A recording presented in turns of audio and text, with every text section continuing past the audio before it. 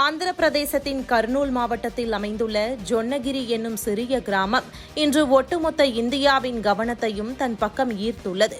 KGF திரைப்படத்தில் நாம் பார்த்த தங்கச் சுரங்க காட்சிகளைப் போல நிஜ வாழ்க்கையிலேயே இந்தியாவின் அடுத்த பிரம்மாண்டமான தங்கச் சுரங்கமாக இந்த ஜொன்னகிரி உருவெடுக்கப் போகிறது என்ற செய்தி தங்கம் மற்றும் பொருளாதாரத்துறையில் மிகப்பெரிய அலைகளை உருவாக்கியுள்ளது.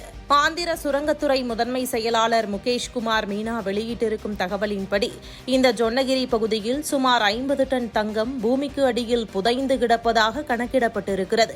இந்த பிரம்மாண்ட திட்டத்திற்காக சுமார் 10 ஆண்டுகளுக்கு முன்பே 1500 ஏக்கர் நிலம் ஒதுக்கப்பட்டிருந்தாலும் இதுவரை வெறும் 500 ஏக்கர் பரப்பளவில் மட்டுமே முழுமையான ஆய்வுகள் நிறைவடைந்துள்ளன. ஆச்சரியம் என்னவென்றால் இந்த 500 ஏக்கர் நிலப்பரப்பிலேயே 13 டன் தங்கம் இருப்பது தற்போது உறுதி செய்யப்பட்டுள்ளது.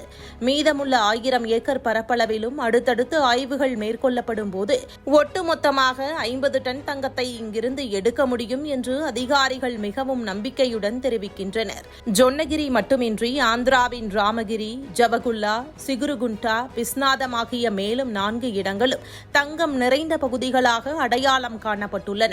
இந்த மாபெரும் திட்டத்தை ஆந்திர முதல்வர் சந்திரபாபு நாயுடு அவர்கள் அதிகாரப்பூர்வமாக தொடங்கி வைக்க உள்ளார். ஜொன்னகிரியில் தற்போது வணிக ரீதியிலான தங்க உற்பத்தி பணிகள் ஏற்கனவே ஆரம்பிக்கப்பட்டுவிட்டன. எனினும் தங்கச் சுரங்க தொழில் என்பது அதிக முதலீடும் உலகத்தரம் வாய்ந்த அதிநவீன தொழில்நுட்பமும் தேவைப்படும் ஒரு சவாலான துறை என்பதால் இது தனியார் நிறுவனங்களின் பங்களிப்போடு தீவிரமாக செயல்படுத்தப்பட்டு வருகிறது. தொழில்நுட்ப ரீதியாக பார்த்தால் முன்னரெல்லாம் ஒரு டன் சுரங்கம் மண்ணை தோண்டி எடுத்தால் அதில் 3 கிராம் வரை தங்கம் கிடைக்கும். ஆனால் தற்போது பூமிக்கு அடியில் செல்ல செல்ல அதன் அளவு 1 கிராம் வரை குறைந்திருக்கிறது. ஒரு டன் மண்ணில் 0.8 கிராமுக்கும் குறைவாக தங்கம் கிடைத்தால் அது நஷ்டத்தை ஏற்படுத்தக்கூடும். இருப்பினும் ஜொன்னகிரி சுரங்கம் நிச்சயம் லாபகரமானதாகவே இருக்கும் என்று நிபுணர்கள் கணித்துள்ளனர். இந்தியாவில் தங்கத்திற்கான மவுசும் தேவையும் எப்போதுமே மிக அதிகம். ஆனால் நமது நாட்டின் தேவையில் பெரும் பகுதியை நாம் வெளிநாடுகளில் இருந்துதான் இறக்குமதி செய்து வருகிறோம். இதனால் இந்தியாவின் அந்நிய செலாவணி பெருமளவில் வெளிநாடுகளுக்கு செல்கிறது. தற்போது ஆந்திராவின் இந்த புதிய தங்கச் சுரங்கங்கள் முழுவீச்சில் செயல்பட தொடங்கும் போது இந்தியாவின் தங்க இறக்குமதி கணிசமாக குறையும். இது நாட்டின் பொருளாதாரத்தை வலுப்படுத்துவதுடன் உள்ளூர் மக்களுக்கு பல்லாயிரக்கணக்கான வேலைவாய்ப்புகளையும் உருவாக்கி தரும்.